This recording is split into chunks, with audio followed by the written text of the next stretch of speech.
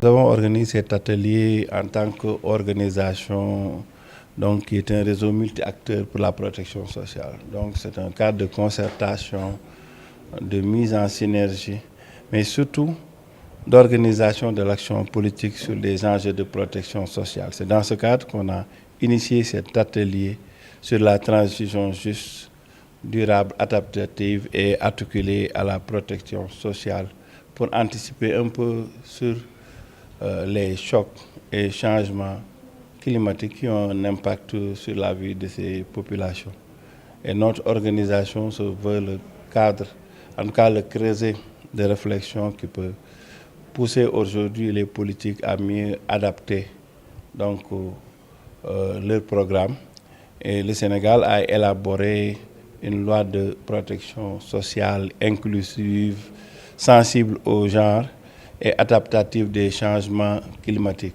C'est en cours d'élaboration, donc aujourd'hui nous pensons que c'est une thématique très importante qu'il faut mettre sur la table et développer des stratégies pour des offres de services et d'actions qui peuvent demain aider à la prise de décision pour une protection sociale pour tous et pour toutes. Il y a des chocs, ça c'est certain, et nous en ressentons toujours les conséquences et les impacts au niveau du monde rural avec beaucoup de chocs, eu égard même aux inondations et autres qui ont occasionné le déplacement de populations, la destruction de périmètres agricoles.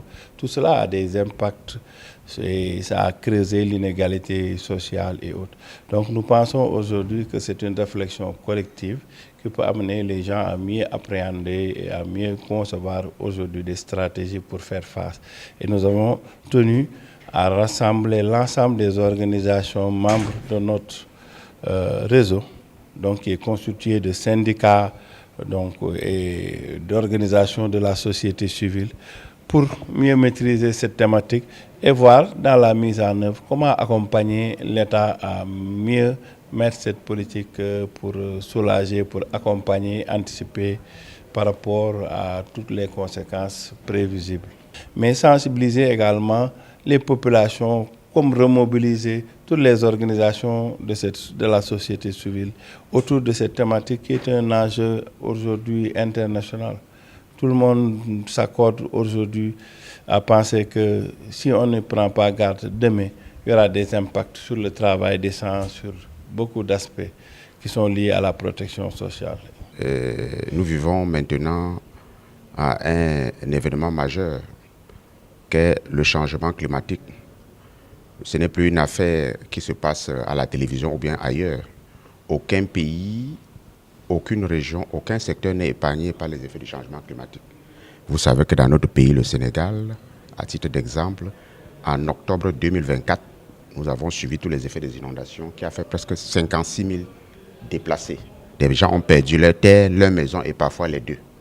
Donc vous comprenez que ça devient une urgence climatique, comme on le dit. Et nous devons aussi noter que la question de changement climatique et la gestion est avant tout une responsabilité de l'État. Mais nous pensons aussi qu'il y a un rôle des mouvements sociaux. Et c'est pour cela que nous avons mobilisé les acteurs ici aujourd'hui, afin que les acteurs puissent accompagner l'État dans toutes ces actions. Pourquoi? Parce que la transition juste est avant tout, c'est une approche multidimensionnelle, multisectorielle. Ça, c'est un aspect qui est très important. Et pour nous, OSM, nous voyons donc la question de la transition juste qui peut s'opérer par deux accroches. Donc cette transition juste-là qui permet surtout d'avoir une transition, c'est vrai, qui va à économie de carbone, mais en même temps, il faudra tenir compte des aspects sociaux. Ça veut dire que ça doit être géré de manière démocratique, avec les acteurs de la société civile, avec les communautés, et pour ne laisser personne de côté. C'est justement ça les concepts de transition juste. Et deuxièmement, la question de la protection sociale adaptative. Cela veut dire que les mouvements sociaux doivent accompagner les populations à gérer en amont, ex ante, pour gérer prévenir les chocs. Mais en même temps aussi, si on a déjà eu les chocs, comment est-ce qu'on peut s'adapter face à ces chocs-là? Donc ce sont ces points-là qui motivent dans l'organisation de cet atelier pour qu'ensemble, les mouvements sociaux puissent faire une analyse, voir qu'est-ce que l'État a déjà fait, quelles sont les contributions qu'on peut apporter afin d'arriver à une protection sociale adaptative, parce que nous avons constaté que c'est seul dans les pays qui ont un système de protection sociale qu'on peut apporter une réponse. Et de plus en plus maintenant, la question du choc climatique constitue aussi un risque social à côté de la santé, de l'accident de travail, des autres risques qui sont prévus dans la Convention 102. Mais disons qu'il y a des initiatives qui sont en place, qui ont été mises en place par l'État, notamment par le délégué, la Délégation générale à la protection sociale, la solidarité nationale, pour articuler la politique de protection sociale avec la dimension adaptative.